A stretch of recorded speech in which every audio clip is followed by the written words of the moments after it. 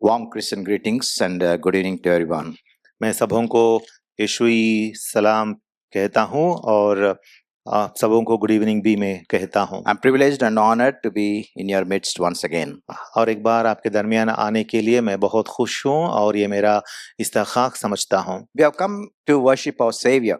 हमारे नजत दहिंदा की इबादत करने के लिए हम यहाँ आए हैं। And before we go into worship, आज शाम को इबादत में जाने से पहले and to help us in our worship as we meditate a passage, और हमारी इबादत में हमारी मदद करने के वास्ते हम ये एक खुदा का कलाम का हिस्सा हम मुताला करेंगे। let's look to the Lord in prayer. और उससे पहले हम दुआ करेंगे। Our loving, living Heavenly Father, God of grace, mercy and peace, once again thank you and worship you because thou art our Creator, Redeemer, Sustainer and Provider, Lord. Thank thee for not only thou hast created us, but hast redeemed us from the power of sin and Satan, therefore, Lord. Thank thee, thou hast redeemed us even from this world and made us a precious people, O Lord. Thou art worthy to be worshipped. Even as we have come here to worship you, Lord, help us so that you can be seated above all our worship. Thank thee once again, O Lord. Even help us, O Lord, as instruments of righteousness, so that we may bring a worthy word unto the people who are listening, Lord. We may not be just hearers, but be able to digest this word and apply it to our hearts. We offer this prayer in the name of our Lord and Savior Jesus Christ. Amen. Amen. Now, the first century church in Jerusalem was a worshipping church. यरूशलेम में जो first century एक्लीसिया था वो इबादत करने वाली एक्लीसिया। So, what is the speciality of this church? तो ये एक्लीसिया जो थी, इस एक्लीसिया की खासियत क्या थी? Now we'll read Acts chapter 4 and verse 13. आमाल की किताब बाब नंबर 4 और आयत नंबर 13 हम देखेंगे। Yes, please read. जब उन्होंने पतरस और यूहन्ना की दिलेरी देखी और मालूम किया कि ये अनपढ़ और नावाकिफ आदमी हैं, तो ताज्जुब किया। फिर उन्हें पहचाना कि ये यीशु के साथ रहे हैं। And similarly, it's verse 24 of the same chapter. और इसी बाब के आयत नंबर 24 देखेंगे। जब उन्होंने ये सुना तो एक दिल होकर बुलंद आवाज से खुदा से इल्तिजा की, ऐ मालिक, तू वो है जिसने आसमान और जमीन और समुंदर और जो कुछ उसमें है पैदा किया। What's the foundation of this for this chapter 4? और इस बाब नंबर 4 की बुनियाद क्या है? We know it is chapter 3, definitely. हम देखते हैं इसकी बुनियाद होती है बाब number 3। A great miracle happened in the life of a lame man who was born lame right from his mother's womb. यहाँ एक लंगड़ा भिखारी जो है, जो अपने माँ के बतन से लंगड़ा पैदा हुआ है, उसकी जिंदगी में बहुत बड़ा मौजिज़ा होता है। And when this man got healed, और जब ये इंसान कामिल हो जाता है, we know there was a great persecution that rose in those days. उन दिनों में उसकी वजह से बहुत बड़ी परसिक्यूशन या अजियत या तकलीफें उठी हैं। People were questioning the authority of Peter and John and the apostles. और उन दिनों में लोगों ने क्या किया था, रसूलों के, खास करके पतरस और यूहन्ना की वो कुदरत जो थी उस पर सवाल खड़ा करते थे। This great miracle was the end result. The end result was a great persecution. और इस बड़े मौजिज़ा की उसका अंजाम ये था कि बहुत बड़ा सताव या परसिक्यूशन शुरू हुआ था। Then there was a great message. और उसके बाद एक बहुत बड़ा पैगाम निकल के आता है। And the apostles were persecuted. और उसके बाद यहाँ हम देखते हैं कि रसूलों को बहुत परसिक्यूट किया गया था। And so this is the background against which we are studying this verse 24. तो इन बातों को मद्देनजर रखते हुए हम बाब नंबर 4 की आयतें पढ़ रहे हैं। With one mind, this people are saying, Lord, it is you who made the heaven and the earth and the sea and everything that is in them. सब लोग एक दिल होकर कह रहे हैं, ऐ मालिक, तू वो है जिसने आसमान और जमीन और समुंदर और जो कुछ उसमें है पैदा किया। My dear friends, recognizing God as creator is worship. मेरे प्यारे अजीजों, हम याद करेंगे कि हमारा खुदा जो है वो खालिक है और इस वजह से उसकी इबादत हम करेंगे। Revelation chapter 4 and verse 11 says, it is for this reason that we have been created to worship God. मुकाशिफा की किताब बाब नंबर 4 और आयत नंबर 11 में लिखा हुआ है कि इसी वजह से खुदा ने हमें पैदा किया कि हम उसकी इबादत और परस्तिश करें। And again in chapter 5 of the book of Revelation 12 it says, We have been saved to worship Him. और मुकाशिफा की किताब बाब नंबर 5 की 12वीं आयत में लिखा हुआ है कि खुदा की इबादत करने के वास्ते ही हमें नजात दी गई है। Now, coming back to the church at Jerusalem, और फिर वापस आएंगे यरूशलेम में जो इक्लीसिया थी वो उसके बारे में हम पढ़ेंगे। we may tend to question what sort of a church this church was. अब हम ये सवाल खड़ा कर सकते हैं कि ये इक्लीसिया जो है ये किस तरह की इक्लीसिया है। This church grown by leaps and bounds. ये इक्लीसिया जो है उन दिनों में बहुत तरक्की पाते हुए बढ़ती गई।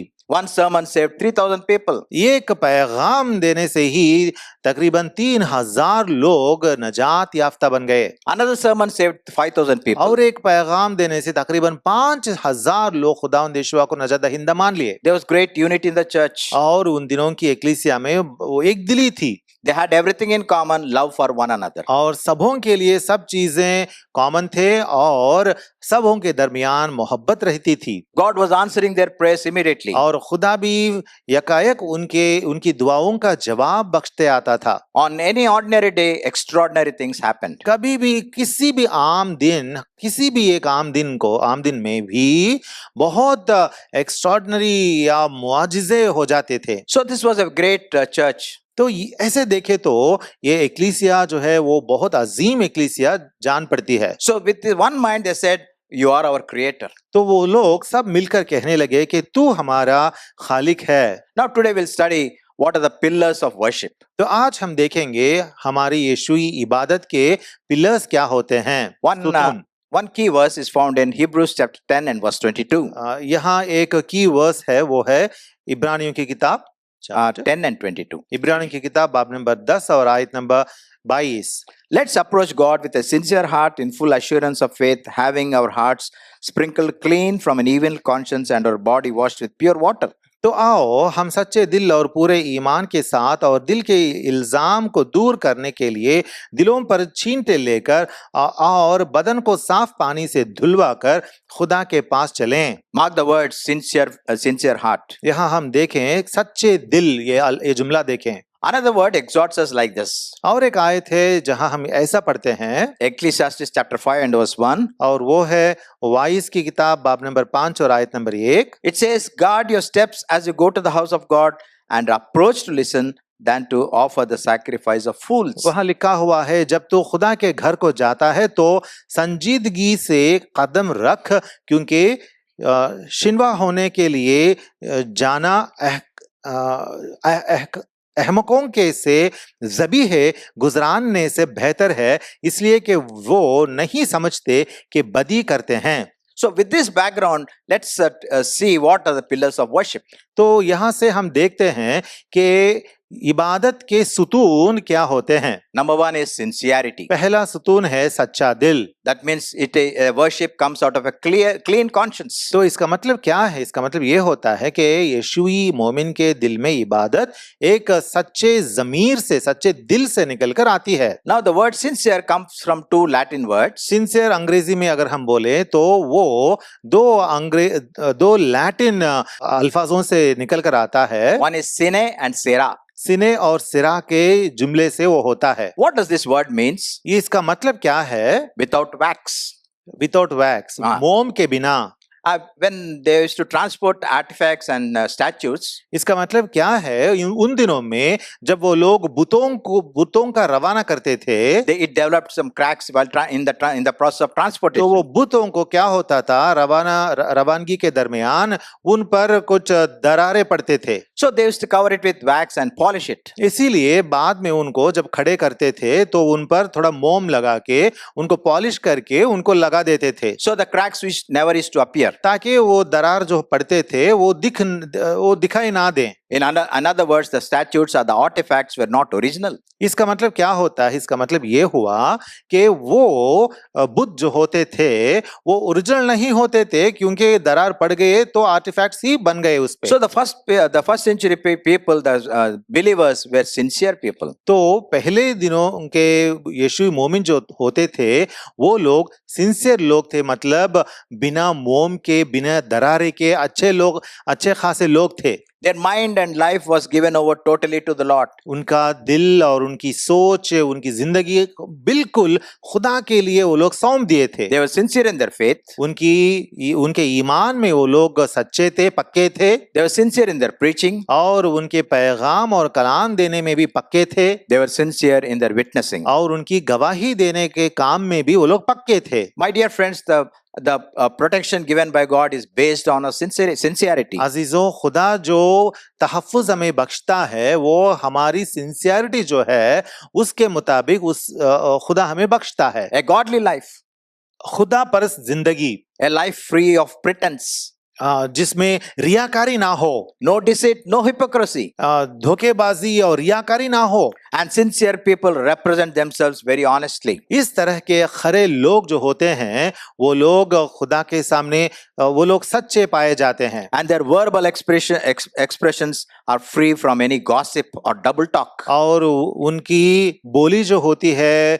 वो उसमें भी कोई भी खोट या नुक्स या दूसरों के बारे में कुछ चुगली करना ऐसी बातें नहीं होते हैं। The Bible places a great emphasis on sincerity. खुदा के कलाम में इस तरह की सिंसियरिटी के बारे में बहुत कुछ लिखा हुआ है। Romans 12:9 says, रोमियो की किताब बाब नंबर 12 और आयत नंबर 9 में लिखा हुआ है, love must be sincere. वहां पे लिखा हुआ है कि हमारी मोहब्बत बेरिया हो। By the way, Romans is the constitution of Christianity. याद रखें, रोमियो की किताब जो है ये यीशुयत की जमहूरियत है। Every country, every nation has a constitution. हर एक मुल्क में हम पाते हैं कि उनका कुछ जमहूरियत होता है। But we have a constitution called the letter to the Romans. लेकिन हमारे लिए, यीशुइयों के लिए जमहूरियत है रोमियों का ये खत। So our constitution says love must be sincere. तो हमारी जमहूरियत में लिखा हुआ है कि हमारी मोहब्बत बेरिया हो। Now Paul says, और पौलुस रसूल कहते हैं 1 Timothy 1 and verse 5, 1 तिमोथी 1 और आयत नंबर 5 में, he says the goal of our instruction comes from is love from a pure heart. लिखा हुआ है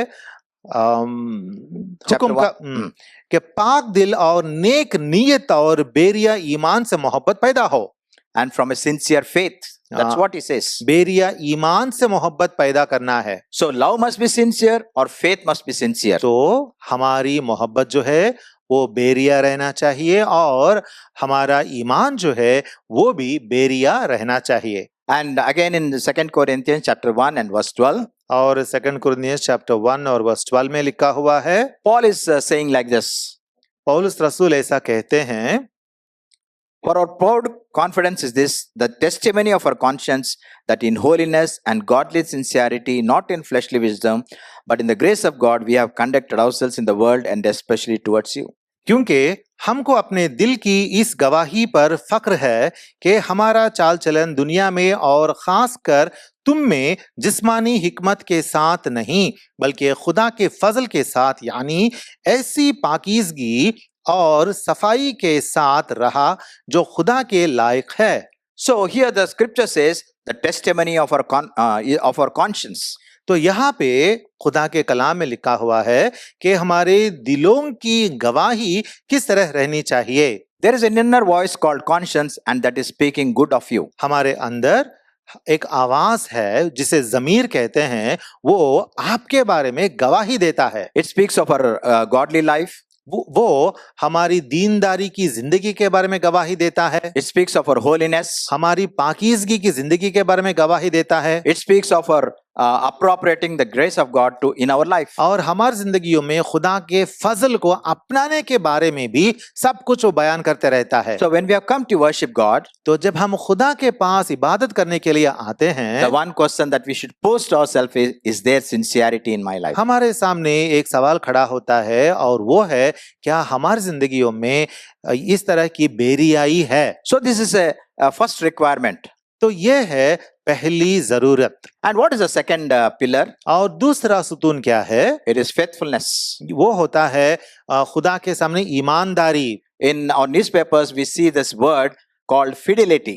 न्यूज़पेपर में हम फिडिलिटी करके एक लफ्ज पढ़ते रहते हैं Another word for faithfulness is being loyal. और फेथफुलनेस के लिए और एक लफ्ज होता है अंग्रेजी में loyal. What does fidelity means? Fidelity का मतलब क्या होता है? Suspect. शक करना। Because of suspicion, we see between the husband and the wife, they tend to go to any length and commit crimes.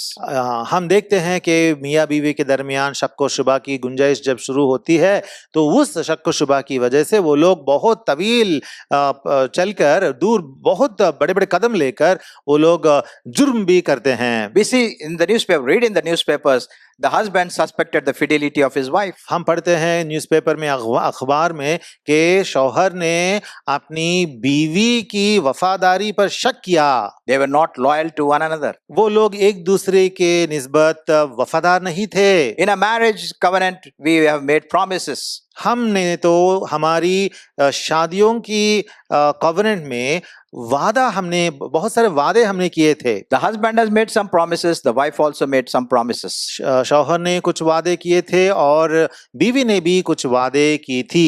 What is the great one element that is found in these promises? Faithfulness. और इन वायदों में एक लफ्ज हम पाते हैं वो है वफादारी। Unwavering faithfulness was required between both of them. और इन दोनों के दरमियान एक इस तरह का फेथफुलनेस या वफादारी रहनी है जो कभी भी हिलती नहीं है। God also has made a covenant with us. खुदा ने भी हमसे एक अहद किया है। That covenant is called the New Testament. और वो अहद क्या है, उसका नाम क्या है? वो है नया अहदनामा। The element that joins God and us is the blood of Lord Jesus Christ. उसके मुताबिक जो चीज खुदा को और इंसान को मतलब हमको जोड़ती है वो है खुदावंद यीशुआ का खून। So what does faithfulness require of us? तो वफादारी के मुताबिक हमारे अंदर क्या रहना है? Unwavering relationship with God. हाँ, खुदा के साथ एक अच्छी रिफाकत रखनी है जो कभी हिलती नहीं हो।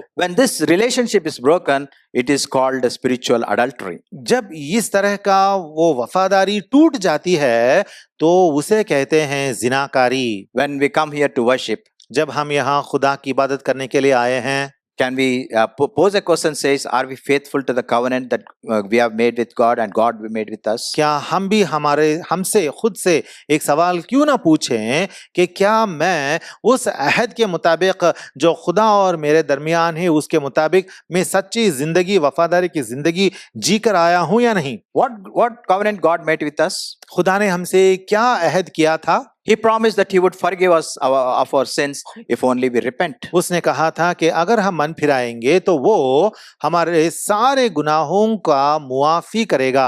And he says, if you repent, I'll restore the broken relationship. और उसने ये भी कहा था कि अगर तुम लोग मन फिराओगे तो फिर से मैं हम दोनों की रिफाकत जो है उसे बहाल कर दूंगा। We know in a marriage there is between a boy and a girl, usually there is a mediator who brings those two parties. हम जानते हैं कि किसी भी शादी में एक लड़का और लड़की के दरमियान एक दरमियानी रहता है जो इन दोनों को एक साथ जोड़ता है, लाता है। Similarly, between God and us, there was a mediator, the man called Lord Jesus Christ. इसी तरीके से खुदा के और हमारे दरमियान एक दरमियानी है जो है इंसान, एक मुकम्मल इंसान, हमारे खुदावंद यीशुआ। There is only one God and only one mediator between God and man, that is the person Lord Jesus Christ. खुदा एक ही है और खुदा और इंसान के दरमियान दरमियानी भी एक है और वो है खुदावंद यीशुआ जो एक इंसान है। And faith is the only thing that finds acceptance of us by the Lord. और ईमान सिर्फ एक चीज होती है जिसके जरिए से ही खुदा हमें मकबूल ठहराता है। Now, what was the outstanding factor in this first century church? तो इस पहले सदी के इस एक्लीसिया में एक वो खासियत क्या थी? They were faithful in their relationship.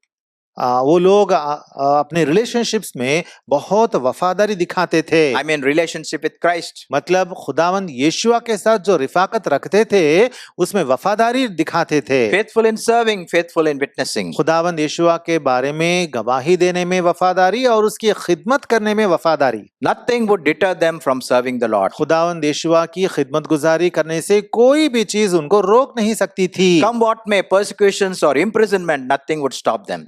कुछ भी होने दो, मुसीबतें आने दो, तकलीफें आने दो, हम गवाही देते रहेंगे। Even the people rejected them.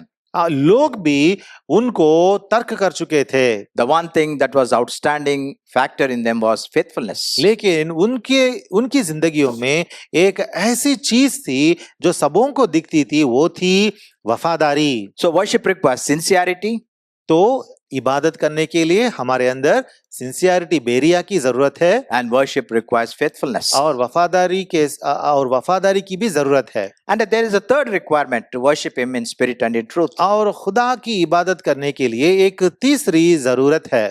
In Acts chapter 4, आमाल की किताब बाब नंबर 4 में we know Peter and John were asked one question by the public. यहाँ पे लोगों ने पत्रस और यूहन्ना से एक सवाल किया था। In fact, the chief priests, the elders, and the Sadducees, they questioned it, both of them.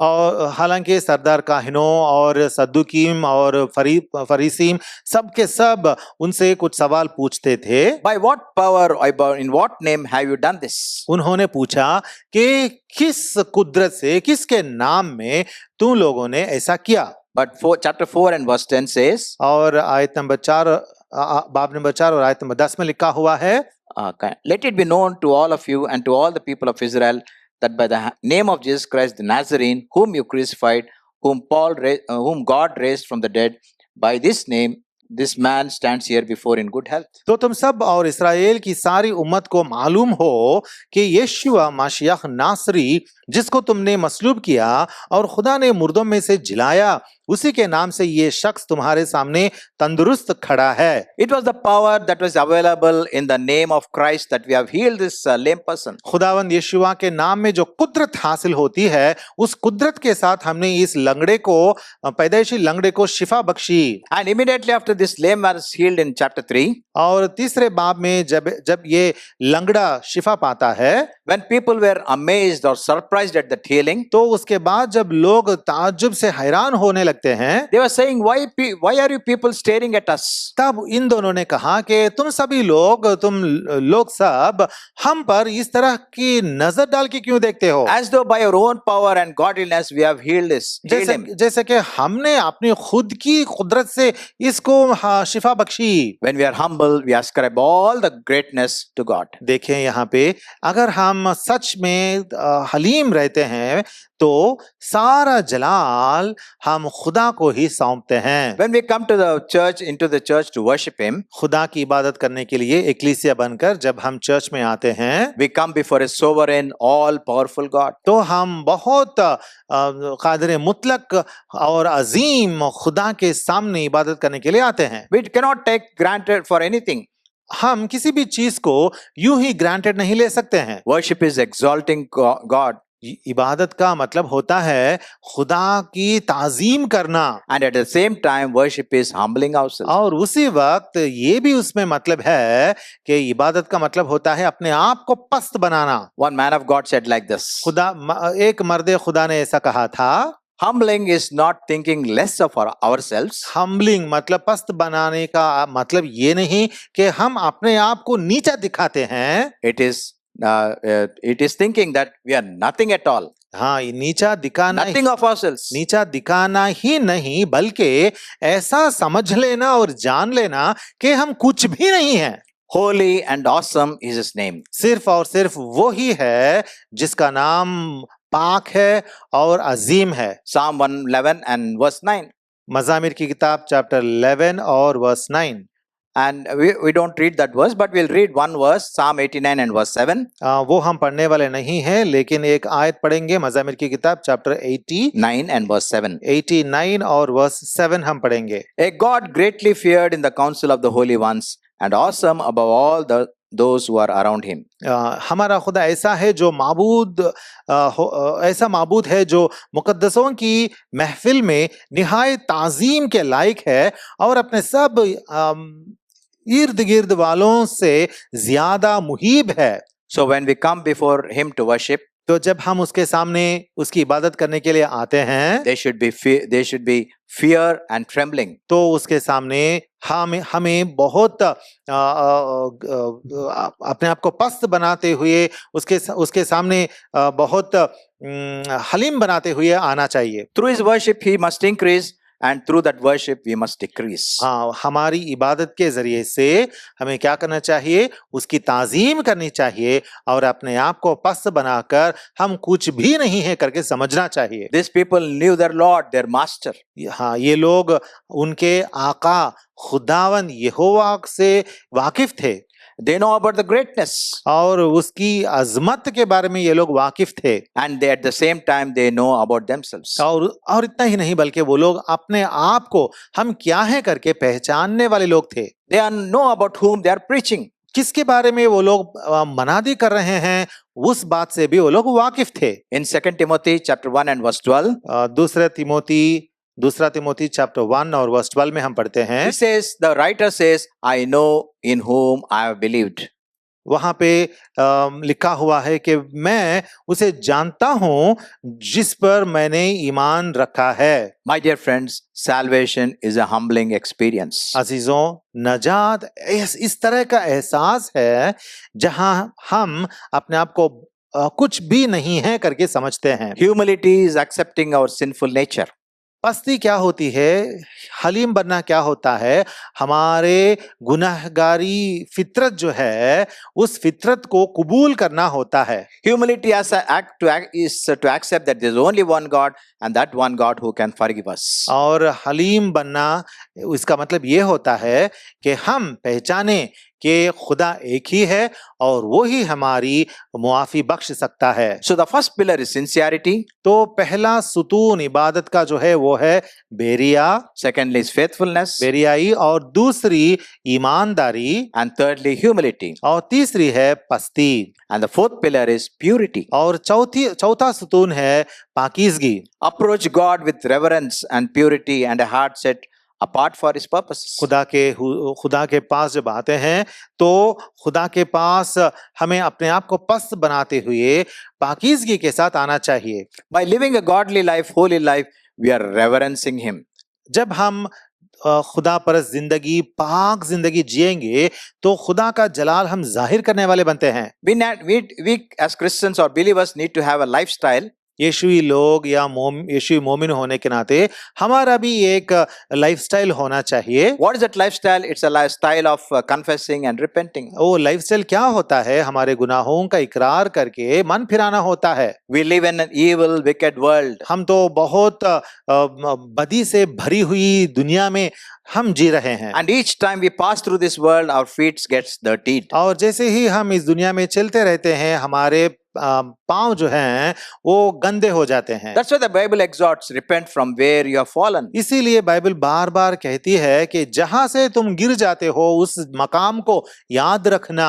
Set right not only with God but with others. और उसी मकाम में जहां तूने गिरा तू अपने आप को सुधार और खुदा और इंसानों के दोनों के साथ सुधार। Come with holiness to worship him. खुदा की इबादत करने के लिए पाकीज़गी के साथ उसके पास आना। Otherwise there is a danger of our worship being rejected. नहीं तो खुदा हमारी इबादत को वो नकारेगा। That's why there 2 Corinthians chapter 7 and verse 1 says, इसीलिए 2 Corinthians chapter 7 verse 1 में लिखा हुआ है, by the promises that we have, let's cleanse ourselves from all defilement of the flesh and spirit. लिखा हुआ है चूंकि हमसे ऐसे वादे किए गए तो आओ हम अपने आप को हर तरह की जिस्मानी और रूहानी आलूदगी से पाक करें।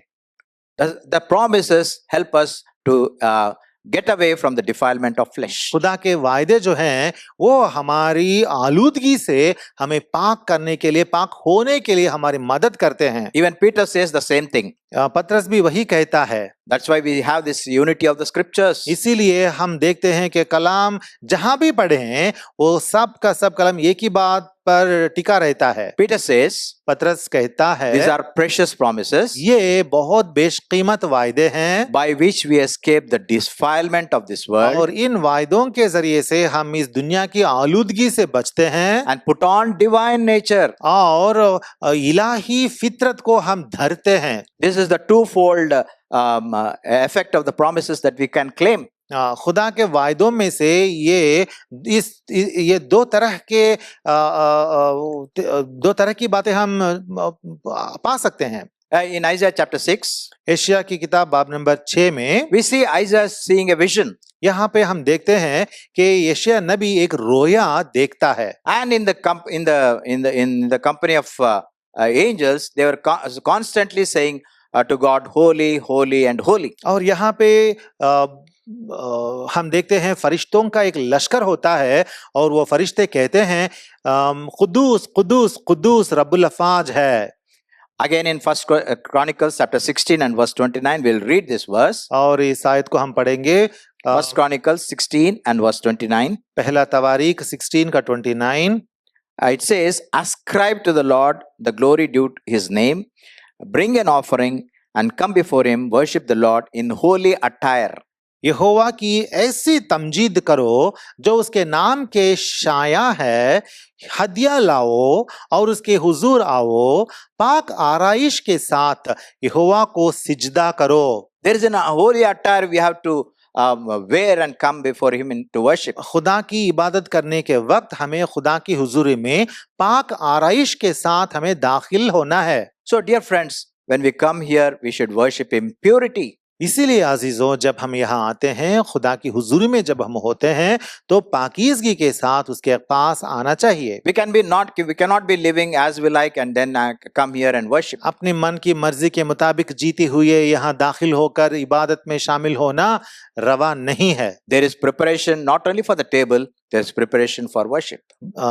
मेज में हाथ डालने के वास्ते ही नहीं, बल्कि इबादत करने के वास्ते भी तैयारी के साथ हमें आना है। How is my life? मेरी जिंदगी कैसी है? Is there sincerity? मेरी जिंदगी में बेरियाई है? Is there faithfulness towards God? क्या खुदा की निस्बत मेरी जिंदगी में वफादारी है? Am I loyal to him? क्या मैं खुदा के सामने मैं वफादार दिखता हूँ? Or there are some instances where God has a suspicion in our life. या कोई ऐसी चीजें मेरी जिंदगी में अभी भी हैं कि खुदा उन पर शक की नजर से देखता है? Is he pointing to us and says, you are in friendship with this world? क्या खुदा मुझ पर उंगली उठाकर मुझसे कहता है कि मैं इस दुनिया से मोहब्बत रखने वाला हूँ? Is he saying, know ye not that the friendship with this world is enmity with me? क्या खुदा हमसे ये नहीं कहता कि दुनिया से मोहब्बत रखना खुदा से अदावत रखना होता है? So sincerity, तो बेरियाई, faithfulness, वफादारी, humility, पस्ती and purity. और पाकीज़गी, These are the things required to bring a worthy worship unto him. खुदा के सामने एक लायक इबादत लाने के लिए ये चार के होना हमारी जिंदगी में बहुत जरूरी है। So let's explore, introspect our life and then worship him. तो हमारी जिंदगियों को हम गहराई से देखेंगे, झांकेंगे और कलाम के मुताबिक उसकी इबादत करेंगे।